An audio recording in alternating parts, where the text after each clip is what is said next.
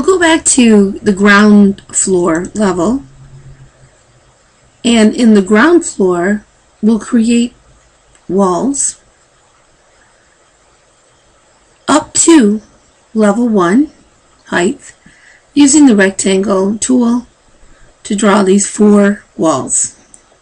Then we'll go to the level 1 view.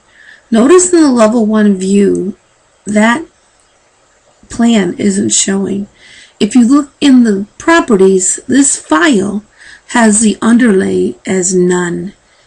If I change that to ground and pick apply, you'll see the ground view below this level 1 view. Now I can pick roof by footprint and change the overhang to 0 and leave the define slopes unchecked. Then change the base offset from level to a negative 1 foot 6 inches to bring that 1 foot thick roof down below our top of our wall or our parapet.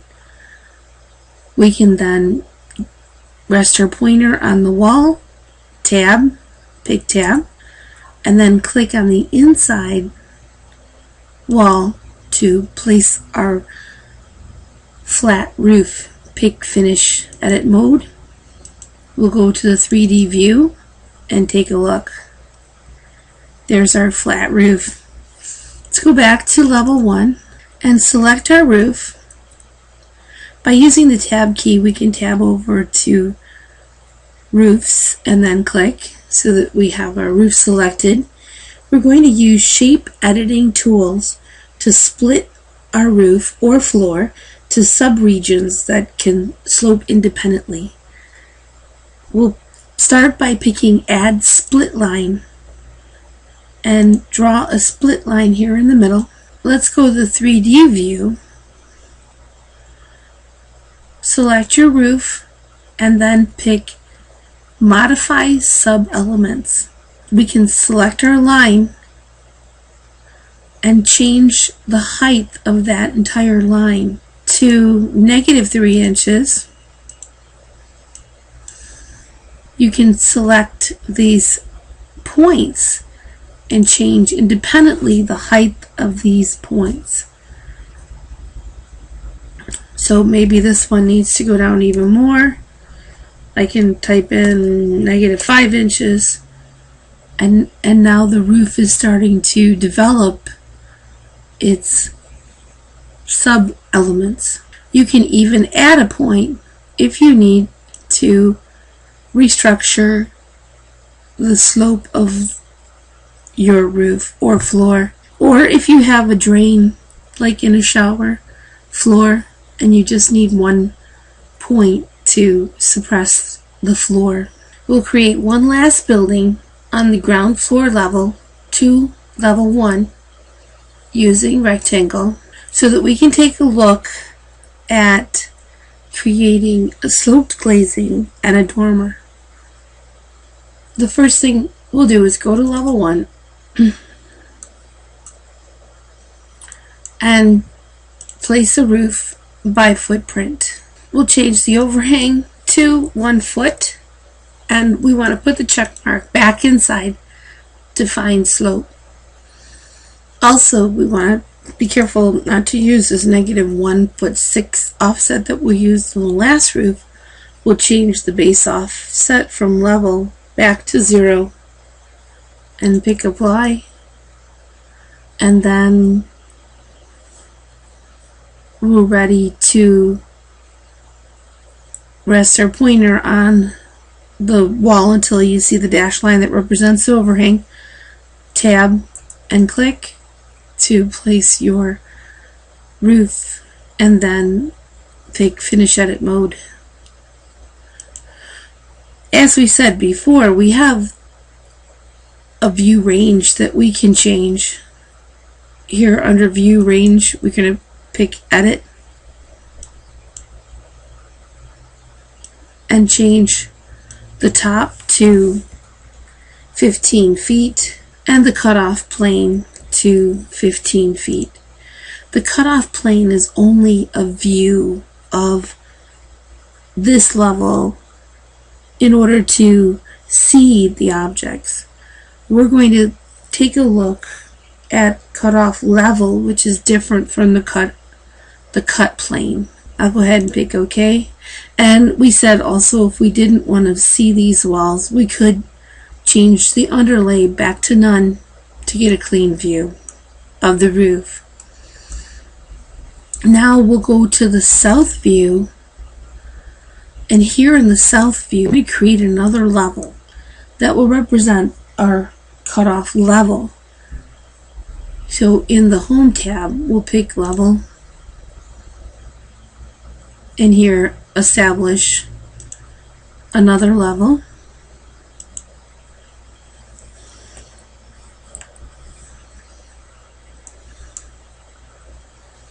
We'll call this one level 3.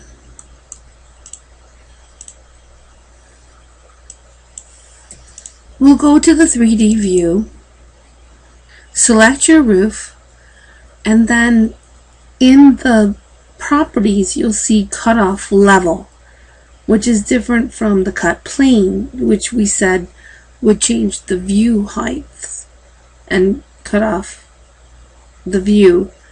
This is going to cut off that level, and we'll pick level 3 and pick apply. So the roof is cut at this point. We can now go back to level 3 and draw a roof. We can use roof by footprint, making sure we change the overhang to 0, and instead of using pick walls, we'll use pick lines. We'll pick these 4 lines to draw our roof that starts at level 3.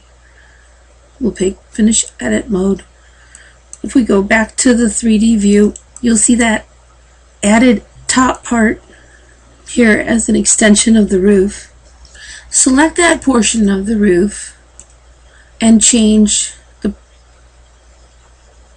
roof type to sloped glazing.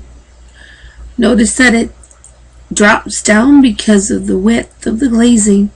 We'll change the base offset from level to 1 foot 4 inches.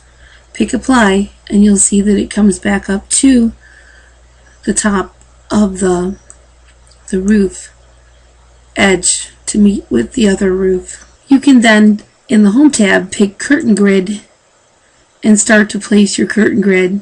It's very light in color. Here, if I change my visual display, you'll be able to see the curtain grid that you're placing. Then you can go back to the Home tab and pick mullion and change the type to something a little bit smaller, like 1 inch square, and select here these grid lines to change into mullion. You can change back to shading to see the glass at the top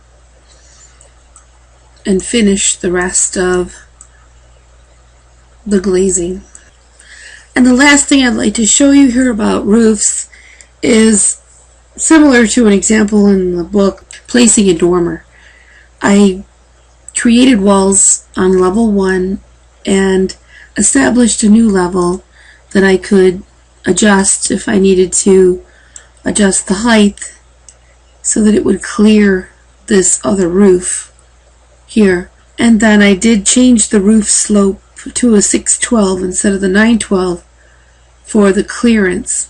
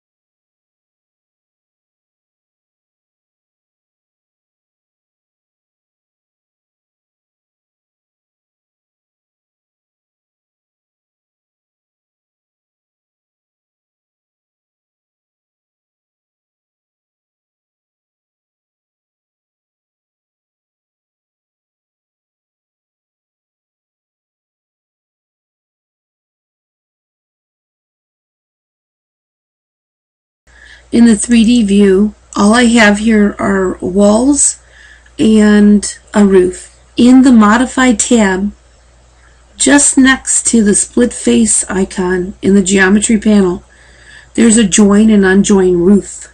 If we select that, we can pick the line that's at the back side of this smaller roof and then pick this main roof, and it joins the two roofs together. It's not the join geometry tool, it's the join unjoin roof tool.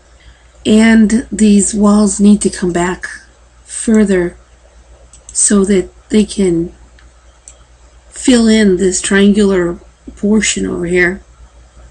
We're going to edit them anyways. But let's create a hole in the roof by going to the Home tab under Opening and Dormer.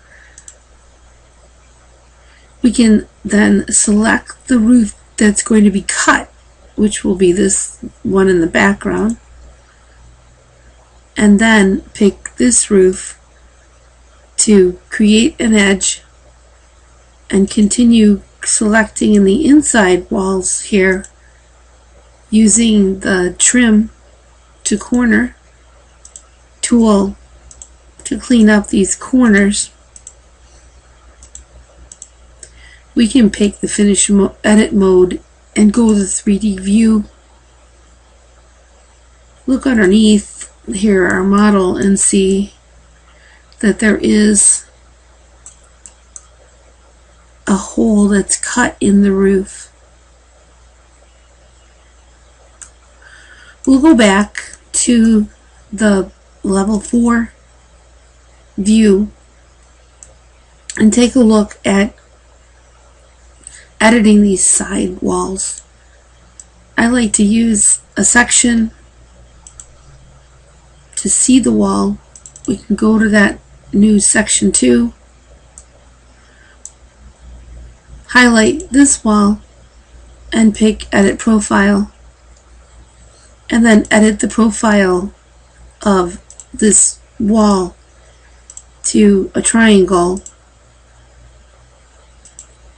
the portion that's actually showing above the roof, using Trim tool and creating here a wall that's cut back to the roof. Same thing on the other side. I can put this section here and then flip it to the other side. Go to this section, select the wall, Edit Profile,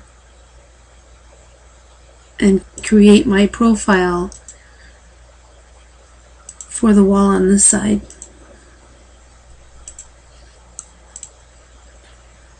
Going back to the 3D view, you'll see that the walls are cleaned up, and now they need to be attached to the roof. You can rest your pointer on any one of these walls and tab and then click and pick Attach, and then attach, select the roof, and the walls will attach to that roof. Then in the level 4 view, set the section up so that it goes through the dormer,